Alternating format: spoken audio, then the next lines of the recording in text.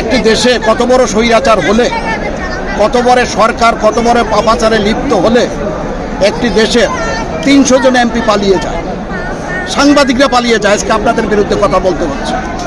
একটি দেশের সাংবাদিক, উকিল, এরা যদি পালিয়ে যায়, ডাক্তার, আপনার কি বলে বাইতুল মোকাররমের খতিব, তাহলে এর চাইতে বড় আপনার পরিতাপের বিষয় আর কিছু থাকে না।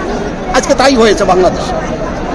আপনার জাতীয় প্রেস ক্লাবের ৩১ জন সাংবাদিককে তাদের আপনার সদস্যশিপ বাতিল করা হয়েছে।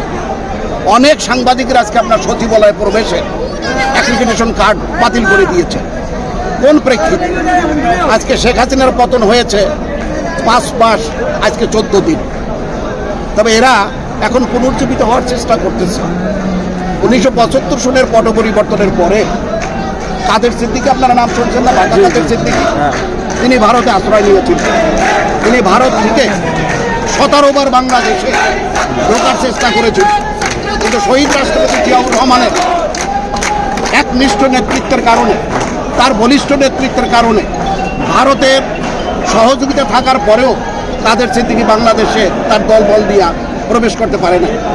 আমি 3-4 দিন আগে, পরশুদিন আমি নয়া দিগন্তে পত্রিকায় দেখছি যে ভারতের কলিকাতায় যে নতুন টাউন, যেখানে আওয়ামী লীগের এক এমপি, ওই ঝিনাইদের এমপি আপনার আনোয়ারুল ইসলাম আনার, যাকে আপনার একটা ঘরের মধ্যে রেখে কুট্টা কুট্টা করেছিল, সেই স্থানে এখন ইসমাইল চৌধুরী, সম্রাট, সায়ন, নানান রকমের আপনার গুন্ডারা, এই আপনার ওই যেটা ওই যে মতিঝিলের আপনার যে আরামবাগের যে কমিশনার ছিল সাইদ, এরা আপনার ওখানে সমবেত হয়েছে এবং বিকালে বিকালে বসে তারা চেষ্টা করতেছে বাংলাদেশের মধ্যে একটা অরাজকতা সৃষ্টি করার জন্য।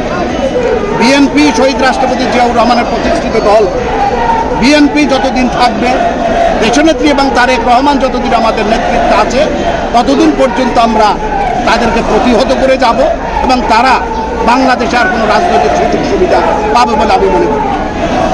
এটা জনগণের দাবি। ডক্টর ইউনূস সাহেব নোবেল লরিয়েটের, সারা পৃথিবীর মধ্যে একজন গ্রহণযোগ্য ব্যক্তি।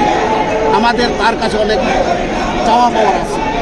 আমি সমস্ত দ্বিধাদ্বন্দ্ব ভুলে গিয়ে আমি ইউনূস সাহেবের প্রতি আবেদন করব যে তিনি অতি সত্বর 1991 সনে বিচারপতি শাহাবুদ্দিন সাহেবের নেতৃত্বে যেমনি একটা স্বচ্ছ, গণতান্ত্রিক এবং সর্বাধিক গ্রহণযোগ্য নির্বাচন অনুষ্ঠিত হয়েছিল, আমি মনে করি যে তিনি অচিরেই এমনি ওই রকম একটি নির্বাচনের ব্যবস্থা করে জনগণের প্রতিনিধির কাছে, জনগণের ভোটের অধিকার বাস্তবায়নের মাধ্যমে তাদের প্রতিনিধিদের কাছে ক্ষমতা হস্তান্তর করে তিনি সই সালামতে তার মান সম্মান, তার যে ভূয়সী যেটা নাম যশ আছে, সেইটার ভেতি তিনি বজায় রাখবেন বলে।